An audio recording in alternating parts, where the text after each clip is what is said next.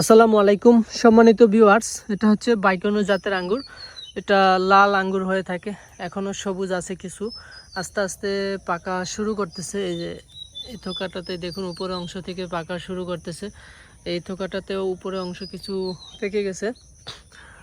এখানে আরও কিছু পাকা ছিল, খেয়ে ফেলা হয়েছে আসলে। এই থোকাটাতেও মাশাল্লাহ পাকা শুরু করতেছে। এটা হচ্ছে বাইকনো জাতের আঙ্গুর। আপনারা যারা রঙিন আঙ্গুর, বিশেষ করে লাল আঙ্গুর চাষ করতে চান, যেই জাতটা বাংলাদেশের সবচেয়ে বেশি ভালো হয়ে থাকে সেটা হচ্ছে বাইকনো জাতের আঙ্গুর। এটা বাংলাদেশের জাতীয় আঙ্গুর বলা হয়, কারণ এটা অনেক বেশি বা অল্প দিনেও ফলন পাওয়া যায়। তো আপনারা চাইলে এই বাইকনো জাতের আঙ্গুরটা চাষ করতে পারেন। এটা আমরা চারা বিক্রি করে থাকি সারা বাংলাদেশে, কুরিয়ারের মাধ্যমে আপনারা চারা সংগ্রহ করতে পারবেন। আর অনেকদিন যাবৎ বৃষ্টি হয় না, এই জন্য মাটি শুকিয়ে গেছে, এই জন্য আসলে জমিতে সেচ দিয়ে দিচ্ছি।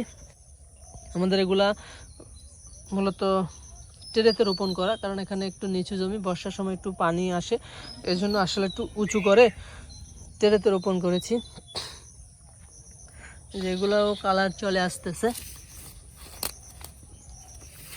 তো আপনারা যারা আঙ্গুর চাষ করতে চান, এই যে এরকম টসটসে লাল হবে এরকম আঙ্গুর চাষ করতে চান, তারা আমাদের সাথে যোগাযোগ করতে পারেন। আমাদের কাছে বাইকনো জাতের চারা অ্যাভেলেবেল আছে, আপনারা চাইলে বাইকনো জাতের চারা সংগ্রহ করতে পারবেন। এই যে দেখুন এরকম লাল হবে, প্রত্যেকটি আঙ্গুর এরকম লাল হবে তখন আপনার খেতে খুবই সুমিষ্টি হবে এবং দেখতেও অনেক সুন্দর লাগে। আপনার বাগানে যদি এরকম আঙ্গুর জুড়ে থাকে তা কতটা অনুভূতি কাজ করে, আসলে চমৎকার একটা অনুভূতি, আসলে যেটা বাসায় বোঝানোর মতো না।